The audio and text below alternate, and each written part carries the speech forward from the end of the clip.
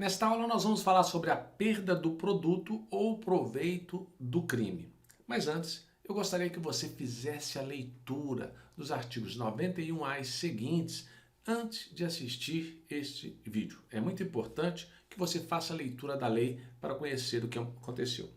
O legislador ele restringiu, nesse artigo, a aplicação dos regramentos incluídos pela Lei 13.964 nos crimes cuja pena máxima seja superior a 6 anos de reclusão.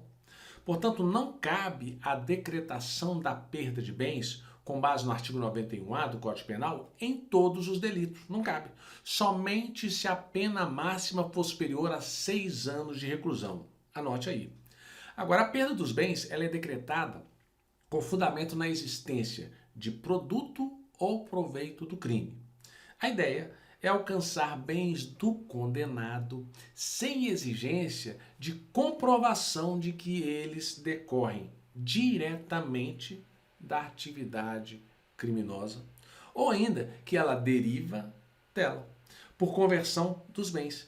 Nessa hipótese, o legislador exige apenas a demonstração de que o condenado possua patrimônio incompatível com aquele que poderia ter sido conquistado com seu trabalho lícito. Então aqui nós temos uma diferença na lei. Agora, para essa comparação, o Código vai determinar a consideração dos bens de titularidade do agente e daqueles sobre os quais ele tenha o domínio e o benefício direto ou indireto, tanto na data da infração quanto após o seu cometimento, ou seja, os bens recebidos após a data do delito também vão fazer diferença. Consideram-se ainda como patrimônio do agente aqueles que forem transferidos a terceiros a título gratuito, como a doação para o pai, para a mãe, ou ainda também mediante uma contraprestação irrisória, como um negócio de compra e venda simulado com um preço pequeno, em que esse preço serve apenas para ocultar a natureza gratuita da alienação. Então, a partir do início da atividade criminal, deve ser observado esses detalhes. O parágrafo 2º do artigo 91.2A do Código Penal vai permitir que o condenado ele possa demonstrar que o patrimônio dele é compatível com a sua renda lícita, o que vai afastar o efeito da condenação. Possibilita ainda que o condenado demonstre a procedência lícita do patrimônio que ele tem, como uma doação de um familiar ou como recebimento de uma herança. Aí ele vai poder comprovar. Agora, a lei exige o pedido expresso do Ministério Público, que deve ser feito por ocasião da denúncia, inclusive com a indicação da diferença apurada entre o patrimônio que o condenado possui e o que seria compatível com a sua atividade profissional.